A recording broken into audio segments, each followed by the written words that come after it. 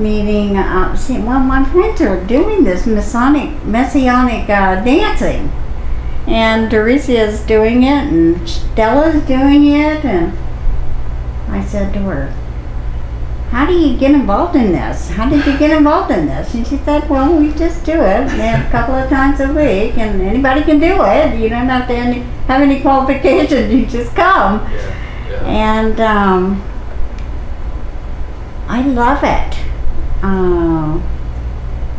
It's a whole different, wonderful experience for me, as I've shared many times since I've been participating in the dance. And it's a wonderful way to praise the Lord. And worship. I consider it worship when I'm there. Me too. We all do. That's what it is. It's not like a practice. You're worshiping. That's what that is. The Father's right there worshiping with you. You know, it says there's a place in the Old Testament where it says it uses the Hebrew word for rejoice. I rejoice over you, but it means I dance over you. The word really? Yeah. There's places in the Old Testament where you're going to have to show me those verses because I would love. Yeah. I would love to have them. They don't translate it as dance, but the word rejoice many times or often would mean dance is what it actually means. But so when you see rejoice in the Old Testament, you see that all over the place. Right. You see the word rejoice. Well, one of the main words that's translated as rejoice really means dance in Hebrew. That's what it really means. Really? Yeah. How fascinating. So it's all over the place. We don't know that. We don't realize that, but it's all over. So when it's telling you rejoice in the Lord, dance in the Lord, dance in the Lord, dance over this, dance over that. And it says he dances over us. He rejoices over us.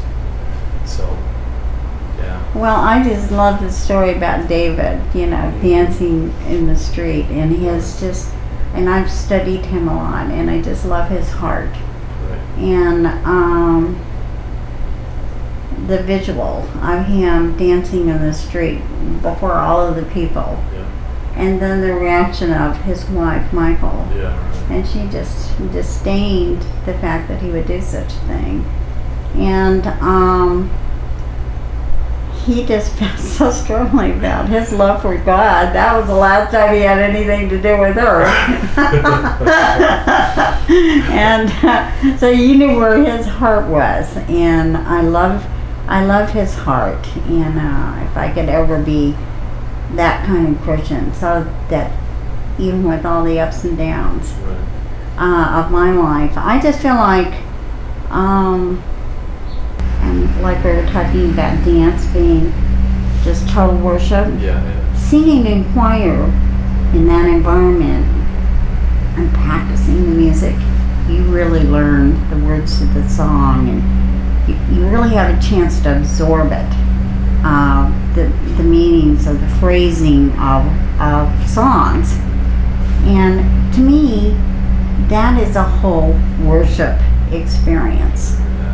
And so then when I take it to another new level and incorporate the Messianic dancing, and you add the physicality of it, and you just can't not help but want to dance. You know, you just gotta do it. You can understand why, like you said, the Hebrew word for joy is rejoice. It says rejoice. It means dance, yeah.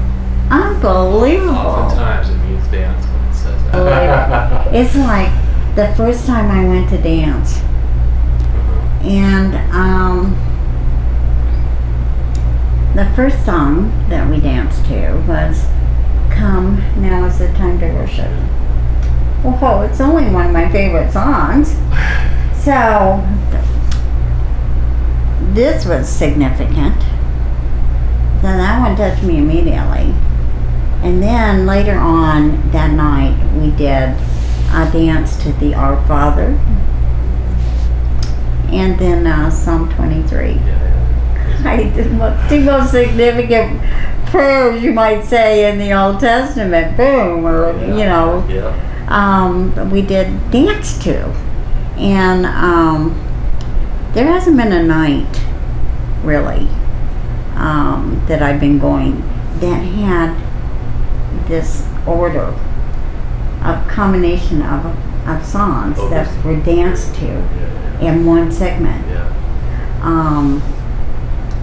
So it was because I was there and God was telling me something. That's exactly right. Those are three of the most powerful ones, and I agree. It's like we don't do them enough, really, you know. And so when you got three of those three of them one night, that's pretty great. That's what I think, you know, because every time I go, there's something new and special that I learn.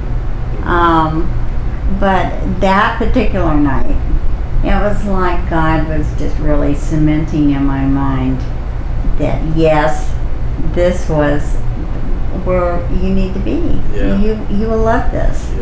And I'll never. I was giving a testimony in my Sunday school class about doing the Messianic dance, and there's always funny men in my class, jokesters you might say, but they were kind of in a way being truthful.